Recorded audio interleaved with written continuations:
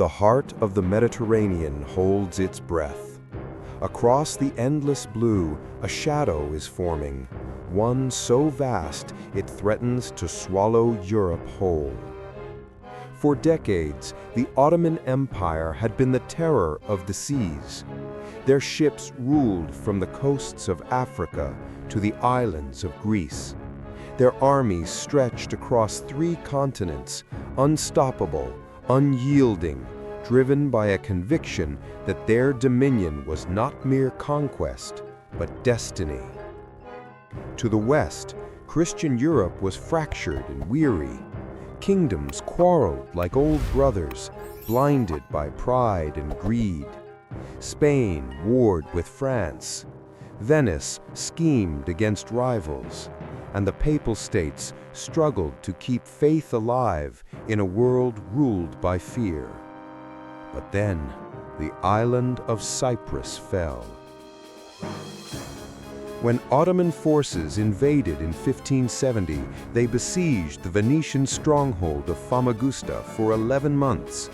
The defenders, starved, battered, and outnumbered, finally surrendered under a promise of mercy.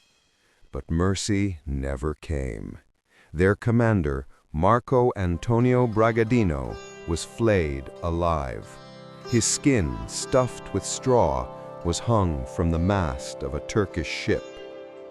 News of the atrocity raced across Europe like fire in dry grass. Merchants spoke of lost fortune. Priests spoke of lost souls. And for the first time in generations, Europe began to listen, not to the voice of kings, but to the voice of faith. In Rome, an aging Dominican, Pope Pius V, saw beyond the blood and smoke. To him, this was not just a war for land or trade, it was a war for the soul of Christendom itself. He sent envoys to every Christian court, to Spain, to Venice, to Genoa, and beyond, bearing a single message. If we do not stand together, we shall fall one by one. For months the world held its breath, waiting to see if old enemies could become allies. Venice agreed first, for they had lost too much to hesitate. Spain followed. Its king, Philip II, ruler of the mightiest navy in the world, knew that if the Ottomans claimed the sea, his empire would soon crumble. From Genoa came the veteran Admiral Andrea Doria, bringing with him decades of battle experience.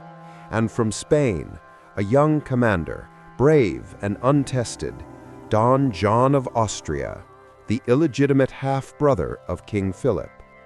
By the summer of 1571, the impossible had become real. A united Holy League, forged from mistrust and desperation, set sail under the banner of the cross. 3 powers, Spain, Venice, and the Papal States, bound not by love, but by necessity. Their fleet gathered in Messina, Sicily, where the harbor blazed with color and sound, Venetian galleys drying their crimson sails, Spanish ships gleaming with bronze cannon, papal vessels painted white, bearing the image of Christ upon the sea. And there, amidst the hammering of carpenters, the scent of salt and pitch, and the prayers of priests, one thought echoed among thousands of men preparing to die. The sea is vast, but so is faith.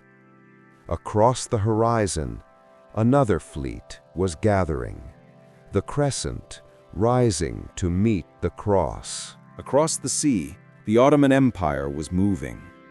In Constantinople, under the golden domes of Topkapi Palace, the Sultan's court stirred with purpose. The humiliation of Cyprus was to be avenged tenfold. The Sultan appointed Ali Pasha, a seasoned commander, to lead an armada of over 230 ships, sleek galleys armed with cannon and filled with the finest soldiers of the empire. At the center of this mighty fleet was his flagship, the Sultana, its sails woven with silk, its hull reinforced with iron, and atop its mast, the Sultan's personal banner, golden verses from the Quran shimmering in the sunlight. Ali Pasha swore before his men, "We will not return until the sea belongs once more to Islam." The Ottoman ports thundered with activity. Blacksmiths forged iron nails by the thousands. Drums beat day and night as soldiers loaded provisions, and shipwrights sealed hulls with pitch. The smell of oil and smoke carried across the Bosporus, the scent of war. And across the water, in Sicily, the Holy League gathered its own storm. By late summer, Messina harbor had become a city of steel and prayer. Carpenters worked by torchlight. Priests moved among the men, sprinkling holy water and murmuring blessings. Sailors argued, captains quarreled, Venetians accusing Spaniards of arrogance, Spaniards mocking Venetians for greed. Yet each night, as the wind cooled and the sky darkened over the Sicilian coast, the same sound echoed across the decks, the low hum of thousands whispering the same prayer, "Protect us, O Lord, from the sea." At the center of it all stood Don John of Austria. Only 24 years old, he bore the calm of someone twice his age. He listened more than he spoke, his eyes steady and distant, as though he could already see the horizon of destiny ahead. When at last the winds turned favorable, the fleet prepared to sail. 180 Christian ships carrying over 80,000 men left Messina in September of 1571. Their sails caught the golden light of morning, red for Venice, white for the Papal States, and black for Spain. As the ships slipped away, church bells rang across Sicily. On the cliffs above, villagers crossed themselves and wept. They knew that many who sailed that day would never return. For the first few days, the sea was kind. A steady wind carried them eastward toward the Ionian Sea. The men settled into rhythm, the creak of wood, the hiss of oars, the low murmur of waves against the hulls. At night, the decks glowed with lantern light.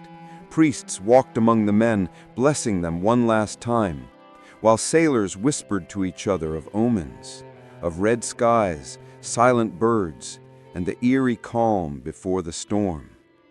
By the fifth day, the air grew heavy, thick, unnatural. The sea turned dark as oil. The gulls vanished. Even the wind seemed to hold its breath. Then, one evening, a lone messenger galley appeared through the mist. Its sails were torn, its men pale and trembling. The message was simple and chilling. They are coming. The Ottoman fleet had left the Dardanelles. Don John called his officers to his cabin. Maps were spread across the table, lit by a single flickering lantern. He said quietly, "We hold our course. The wind will carry us where we are meant to be." No one spoke. Each man knew what that meant. There would be no turning back. As dawn rose over the Gulf of Patras, two armadas, two worlds began to close the distance between them. The Cross and the Crescent, both bound for destiny. The sea was calm, too calm. And as the oars dipped into the still water, every man on every ship felt it. The waiting was almost over. Dawn broke over the Gulf of Patras. A thin mist floated above the water, pale and ghostly, as if the sea itself held its breath. Out on the horizon, through that haze, came shapes. Hundreds of them, black silhouettes gliding across the gray. Their oars flashed in the first light like the wings of an enormous beast.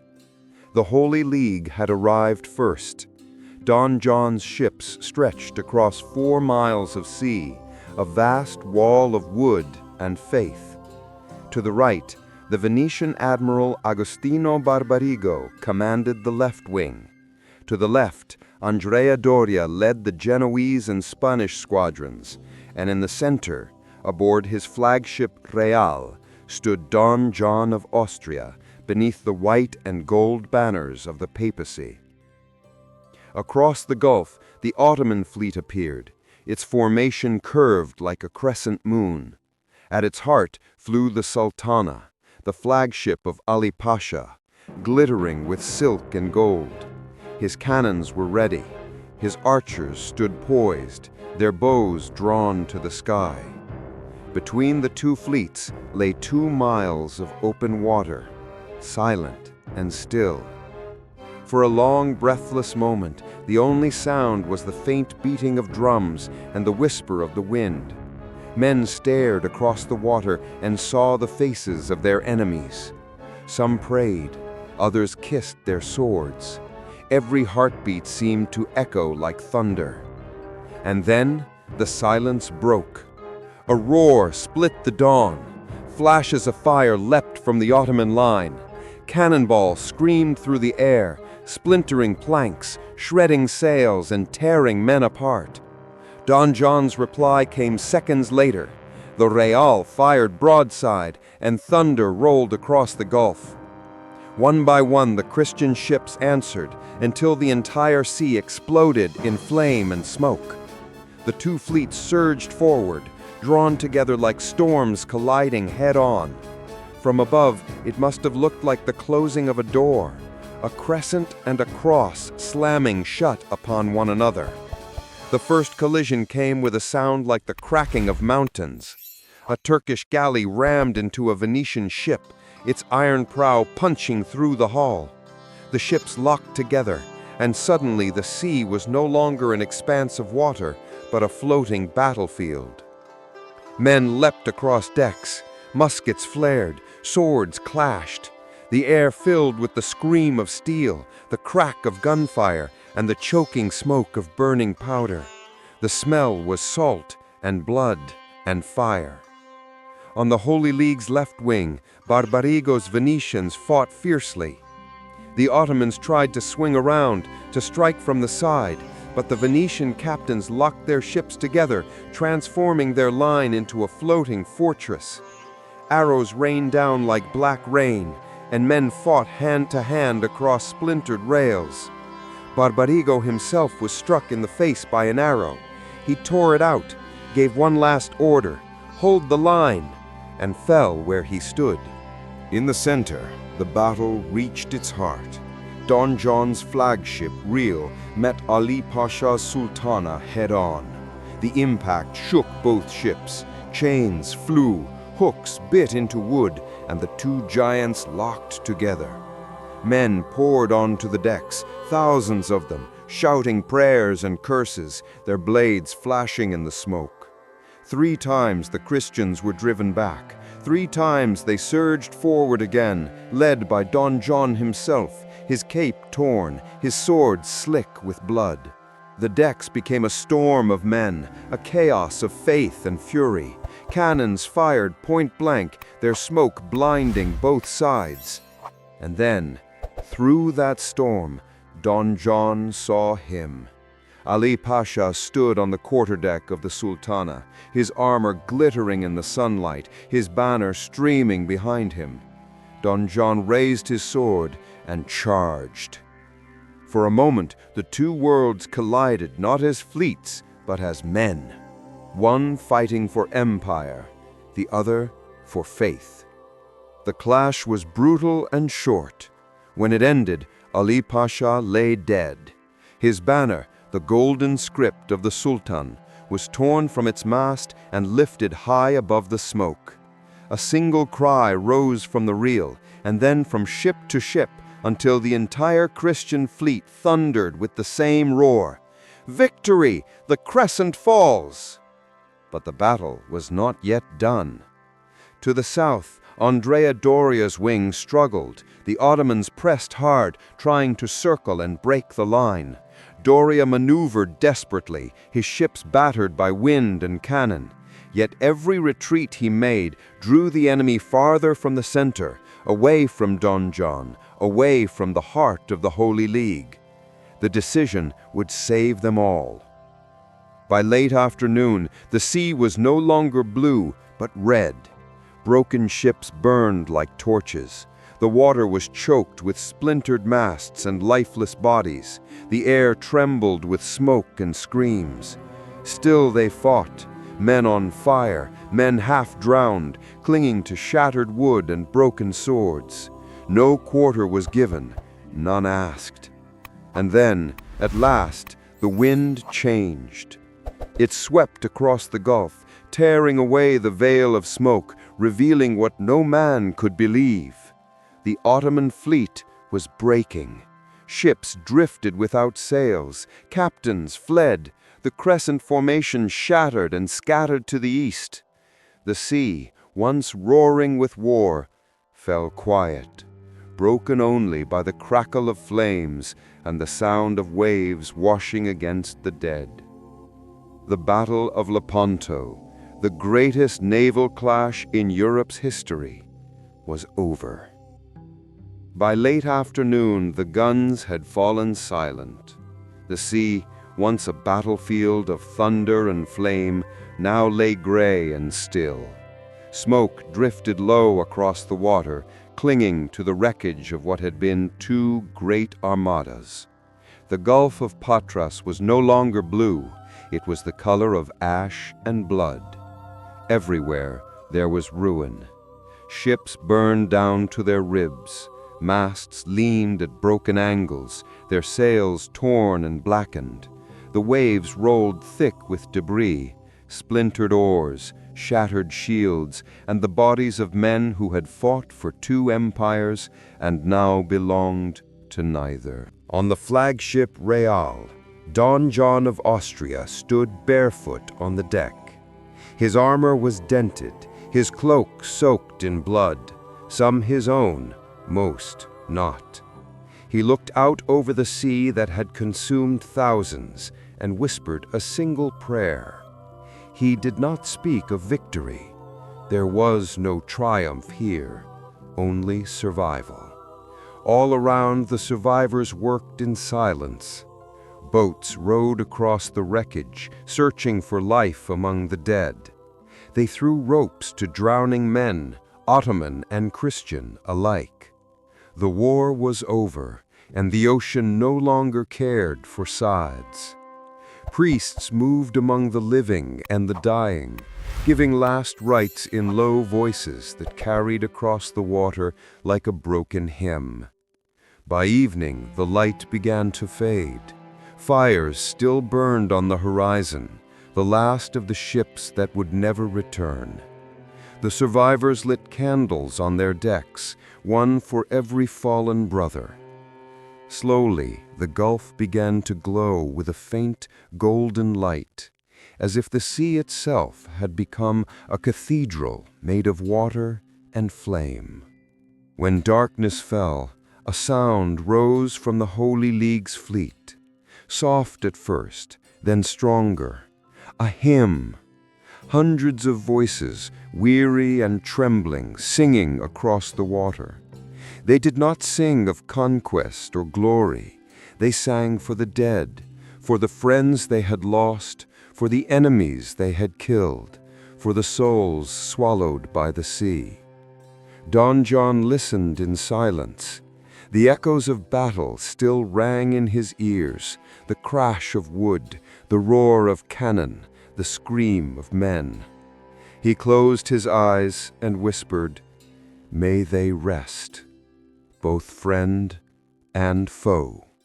At dawn, the smoke cleared enough for the sailors to see what remained. The Ottoman fleet was gone, shattered, scattered, and in retreat. Of the 230 ships that had sailed under the crescent, barely a third would limp back to Constantinople. More than 30,000 men had perished. 15,000 Christian slaves, chained in Ottoman galleys, were freed. They stumbled onto the decks of their rescuers, eyes wide, faces pale from years and darkness. Some fell to their knees, weeping. Others kissed the hands of the men who freed them. Many simply stared at the sky, the first open sky they had seen in years. When the winds turned west, the Holy League's fleet began its slow journey home. The ships that could still sail were scarred and bleeding. Their sails hung in tatters, their decks were slick with blood. Yet they were alive, and they carried with them a truth that would echo through history. In Messina, the bells rang for hours when the fleet returned. Crowds filled the harbor, cheering until their voices broke. Flags waved, church choirs sang, and cannons fired in celebration. But on the ships, few men cheered. They stood at the rails in silence, staring out at the horizon, as if still watching the smoke over Lepanto. For them, glory felt hollow. They had seen courage, yes, but also madness. They had seen faith tested, not by miracles, but by fire. They had seen the sea itself turn against mankind, and they knew it would never forget. In Rome, Pope Pius V fell to his knees when he heard the news. "The cross still stands upon the sea," he whispered through tears. Across Europe, hope returned for a moment.